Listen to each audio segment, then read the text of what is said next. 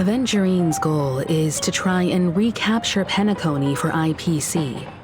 To do this, he'll have to bring down the family in its entirety to create a big enough chance. The existence of death will be covered up by the family. So how does he plan on taking them down? It's gotta be something important enough that everyone will notice. But it also can't be anything too out in the open.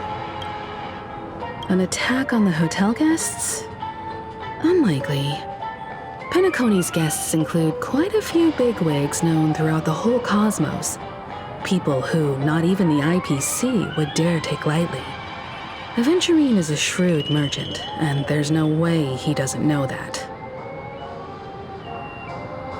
He's definitely going for the family, and it's just a matter of how.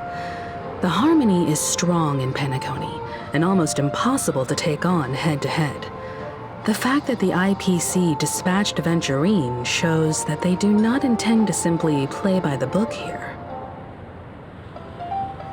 Aventurine has devoted considerable attention to her.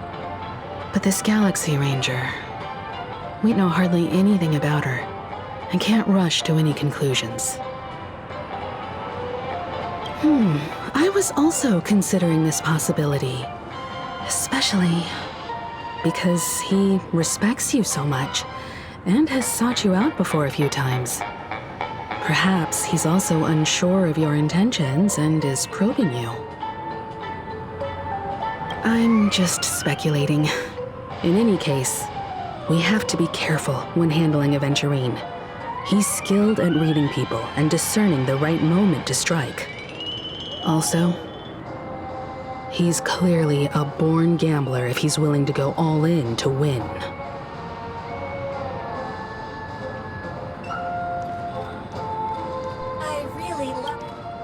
Aventurine said something that concerns me. He accused that Galaxy Ranger of killing Robin without any evidence whatsoever, but said nothing about her connection to that memory zone meme or why he was stalking you. It was a groundless accusation, which only serves to make him seem more suspicious. Maybe Aventurine's goal was never to gain our trust. Maybe he wanted to foster a feeling of enmity towards Acheron and make the situation more volatile. Two birds, one stone. However, I asked Dan Heng back on the Express to confirm that story about the Annihilation Gang and the lost messages. It wasn't something that Aventurine made up out of thin air. You've met her many times now. What's your impression of Miss Acheron?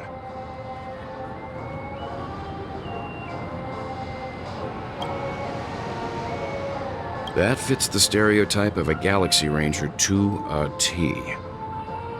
They're eccentric, unpredictable, and fond of being alone. No wonder she's a suspect. Checked off the list. I hope it's not too soon to bring it up, but I feel like Miss Robin isn't actually dead, but that she's still alive and well. Somewhere. That everything's just some horrible prank. Because aren't we supposed to be inside a dream? How could someone die in a beautiful dreamscape like this? Shouldn't only good things happen here? Whenever I see the Grand Theater, I just can't stop all these thoughts from flooding my head.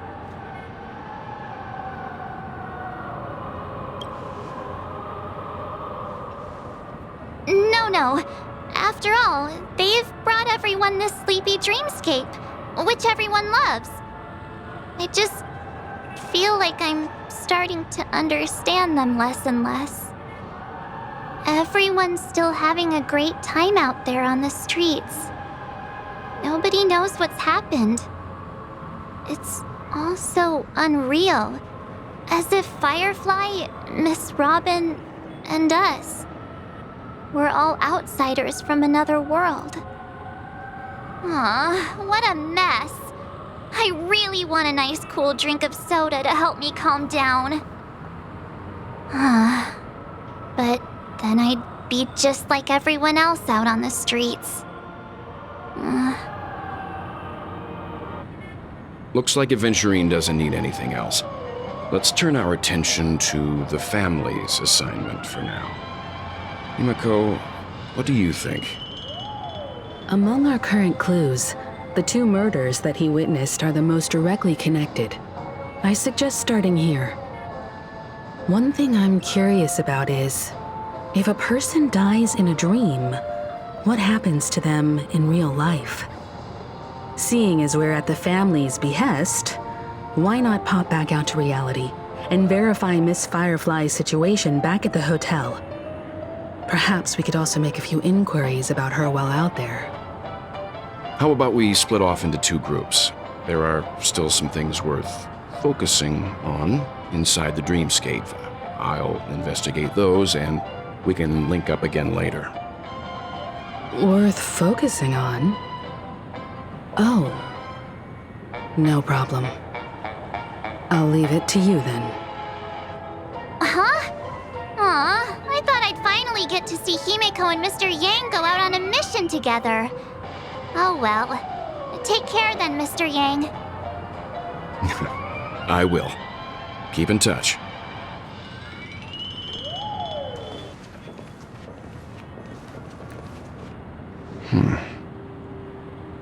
Honored guest, could you come out for a second?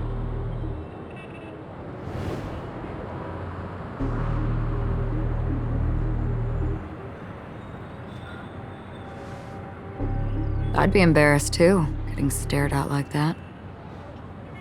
Forgive me. My name is Welt Yang. I'm one of the crew members on the Astral Express. I believe you've met my colleagues. Well, Is there something about my name? first, don't you want to know my name? I already do, Miss Acheron. You're a prominent figure in Penacony. What are they saying about me? Some claim that you're the real culprit behind these murders, that the Annihilation Gang's tragic fate at the banquet was a result of your blade, and that you're now attempting to unleash another bloodbath on Penacony. The Annihilation Gang. Ifrit of Everflame Mansion. Tragic fate. That Duke turned his dying body to flames and sacrificed his life as a martyr. He was a determined and heroic pathstrider. Not even a villain should be disparaged like this. And what's more, there were plenty of suspects invited. Do they really think that a blade is more dangerous than that black hole you're wielding? Keen intuition. Not even the family managed to point out the truth behind this cane. So you must surely know, Miss Acheron, that peering into a black hole is not a wise move. As a potential threat, your knowledge of us has reached uncomfortable depths. Reveal your true identity and intentions. Otherwise, brace yourself for gravitational disintegration. That shouldn't be necessary. But if it makes the Nameless feel less defensive, I'll be happy to abide. Believe it or not, Galaxy Ranger, Acheron, those are the names I go by to this very day. My trip to Penacony is solely to fulfill an old, final request. I'm here for the Watchmaker's legacy. And that's it. I think I've been honest enough. Still unwilling to reveal your true identity? It's not that I don't want to. It's just that I can't. I've come so far, and I can't sum up all of that in just a few words. Everyone has their own unspeakable past. Secrets that they don't want to be revealed. And I won't be asking any more questions, such as why the Astral Express is roaming around the cosmos with a Stellaron on board. Is he okay? That memo keeper didn't do anything, right? He's fine.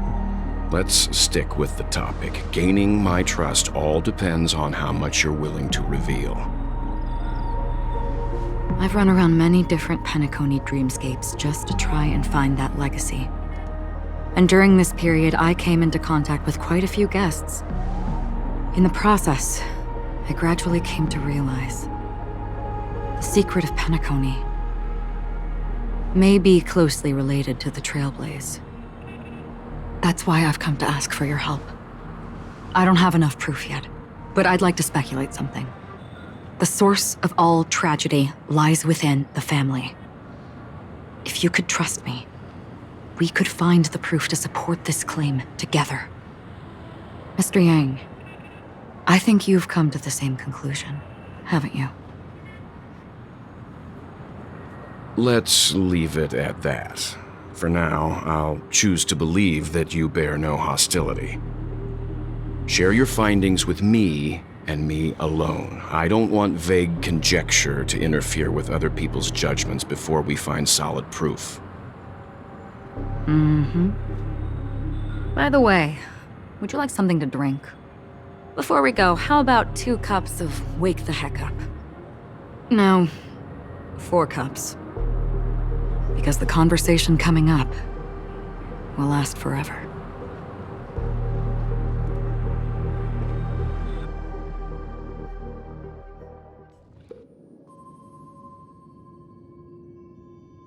I've been watching her closely for a while now, and the first invitation was in the banquet hall of the hotel. She just sat in one corner, keeping silent, chugging down a couple cups of Wake the Heck Up. I told her it's a pungent, bitter beverage, not the taste of sweet dreams, only for people allergic to Soul Glad. And she said, Really? But I don't taste any difference at all between them.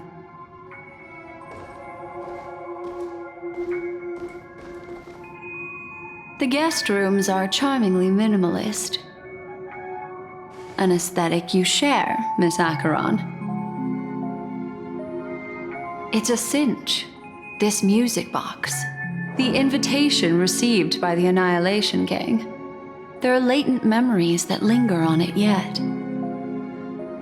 You see, memories of you are not yours alone. They travel in other people, other things. I know much, and I can predict even more.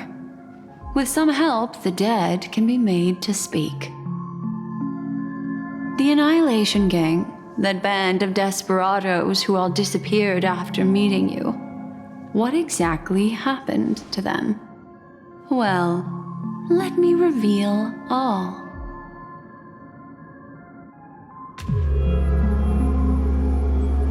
Gradation 12. Dreamscape 12. Father, I dedicate this to you. Well done, Dubra.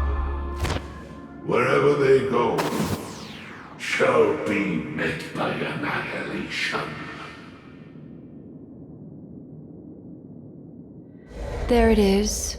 It's hazy, but it's Ifrit's voice. The other one is probably his progeny. This is the residual memory from when the invitation was first delivered. They were abruptly interrupted. Then, what happened next is... They sought refuge in a land of sleep, merely wishing for undisturbed rest, away from the storms. Children of the Flame, this marks your rite of passage. She won't be necessary. I alone am enough.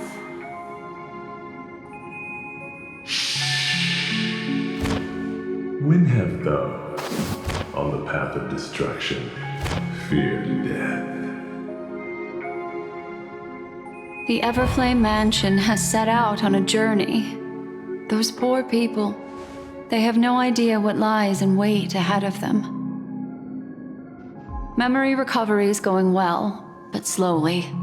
She'll be here soon, and time is short. There's nobody else here, so there's no need to be delicate. In fact, I think I'd better go all out.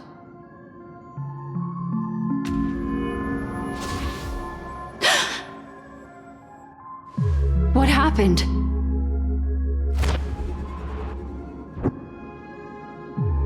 The memory after that is blank. How is that possible? This music box fell into Acheron's hands, and she brought it to Penacony. That's a fact, and that's how it should have gone. But along the way...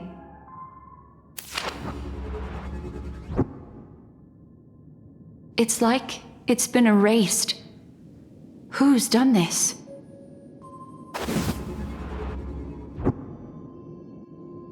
Who are you? Who are you? It's... no. Is this not a memory? Oh, a memo keeper. Do you serve the Garden of Recollection? Or the Cremators? My name is Constance. A pleasure to meet you. We were supposed to meet in Penacony and spend an unforgettable time together. But that seems unrealistic. Dahlia's not welcome on the banquet star, and I don't need a coming-of-age ceremony. And you, I know what you're looking for. Want her secret? I can give it to you, and then you can enjoy the banquet for me. I wish you unforgettable memories.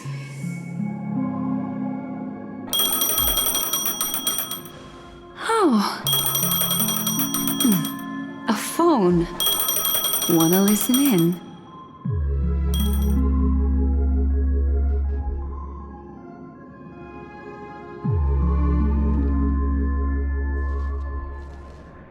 A few days ago, the IPC made an announcement.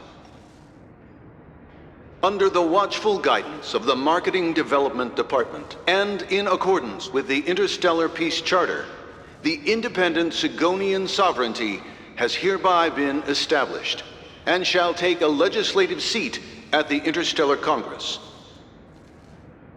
The formation of the Sigonian sovereignty is of great historical significance to the Sigonia system.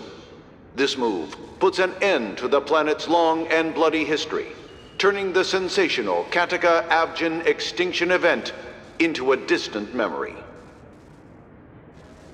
Sigonia 4 is located in an unclaimed zone at the intersection of the Denise, Prothean, and Dorneau star clusters. The planet's surface environment is known for being extremely harsh, constantly faced with the threat of impact from small-scale celestial objects. This is why very few intelligent species have made this planet their home, dividing themselves into several tribes to eke out nomad lifestyles as they struggle to survive the arid desert wilderness. They have developed their own folk beliefs that are independent of the Eon belief system. Sigonia. Sigonia. Ravenous eye of the storm, spurned by all the gods. Land of rock, but not water. Lightning, but not rain. Blood, but not tears. You beat us with your falling stars. You lash us with wind and storm. You chew us up with the cracked earth.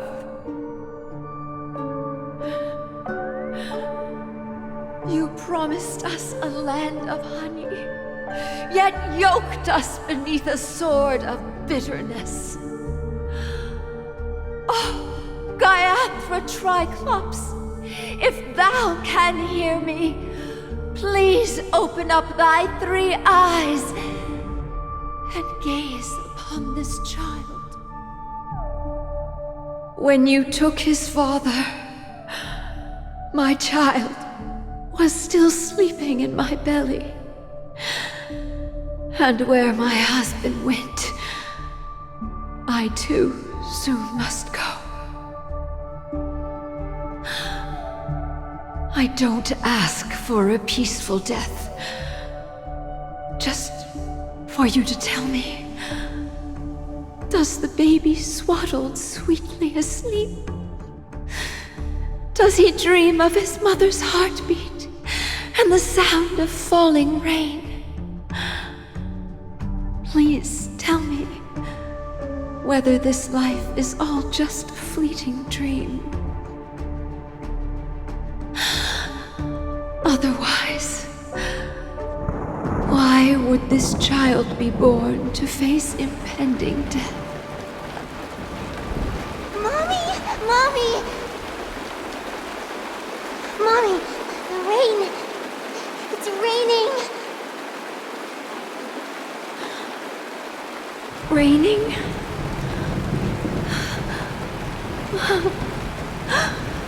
Raining! It is raining! It's true!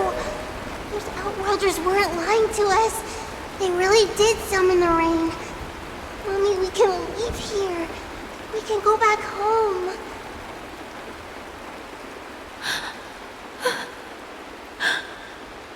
Back home.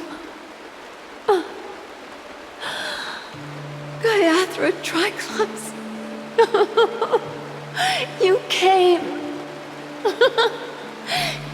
Do you hear that? Thank you. Thank you.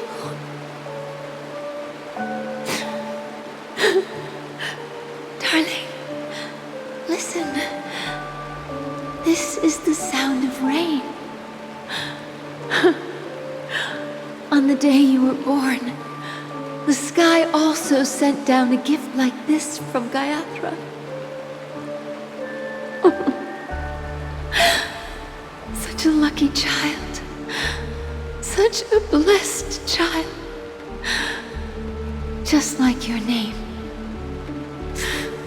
A gift from them to Avjen. My boy.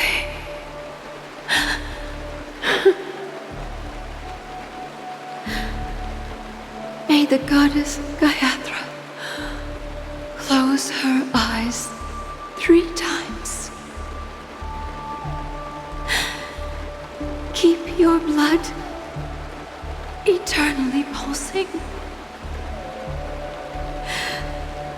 Let your journey be forever peaceful. And your schemes forever concealed.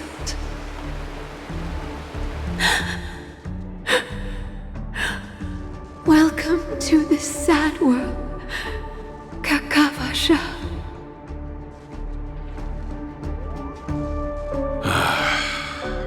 Time to wake up, gambler. Oh, heavens. I must have drunk too much Soul Glad. Didn't expect you to be back so soon. How is it? Find anything? Just as you guessed. Nobody outside knows about Robin's death. There aren't even baseless conspiracy theories. They're still streaming the rehearsal for her ceremony, using a stand-in, I guess.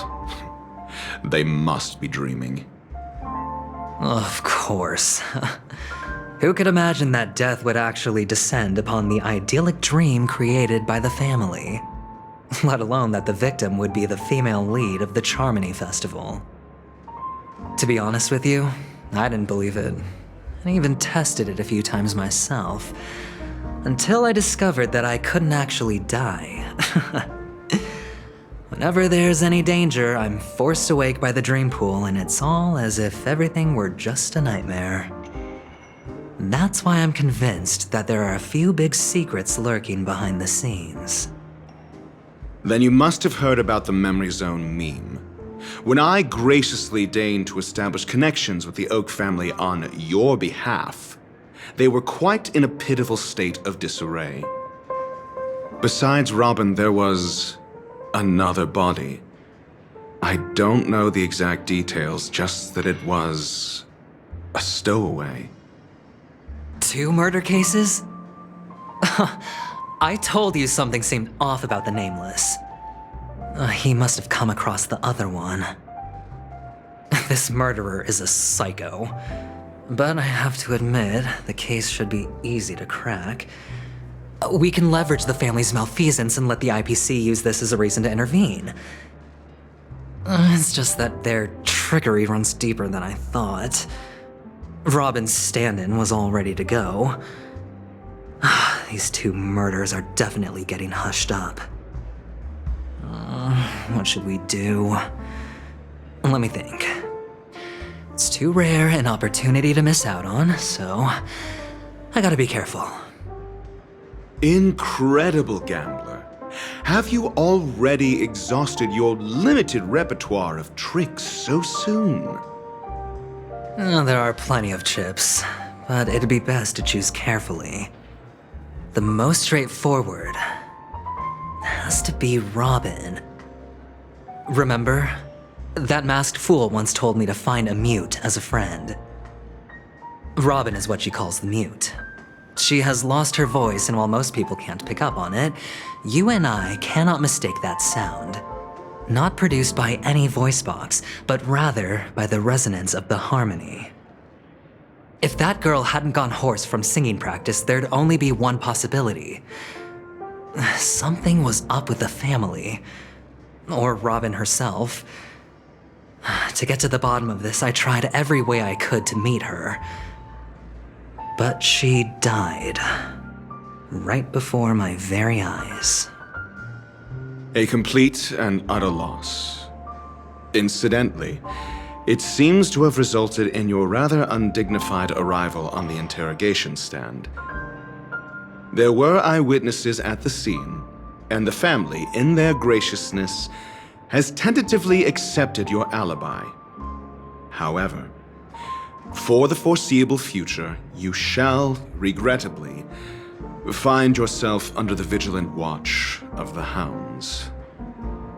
Well, things aren't looking too optimistic, Doctor. I'm starting to break out in a cold sweat. Do you reckon there's still any chance of a comeback, given how things are? A probability? Yes, it exists, but it verges on the infinitesimal. To phrase it in a manner more befitting the vernacular of Penacony, you're dreaming. But if you simply can't control yourself and want to try your hand, then there just so happens to be a suitable candidate.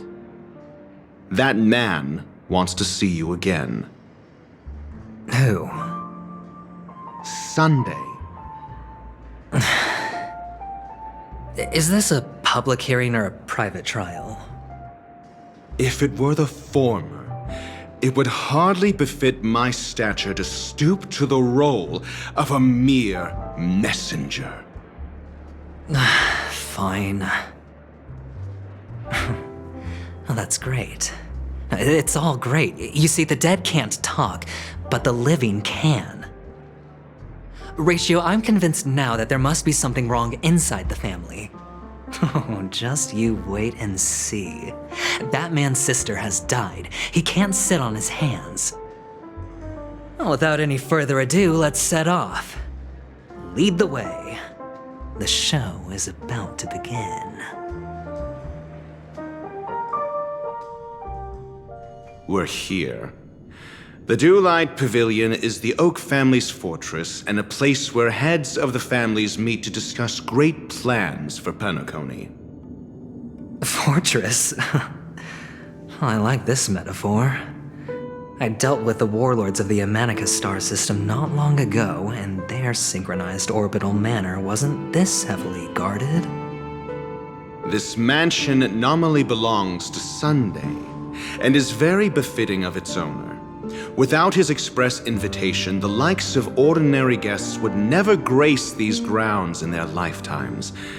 Look around while you still have this moment of freedom. Hey Doc, whose side are you on anyway? Who's to say I won't sell you out? We'll see.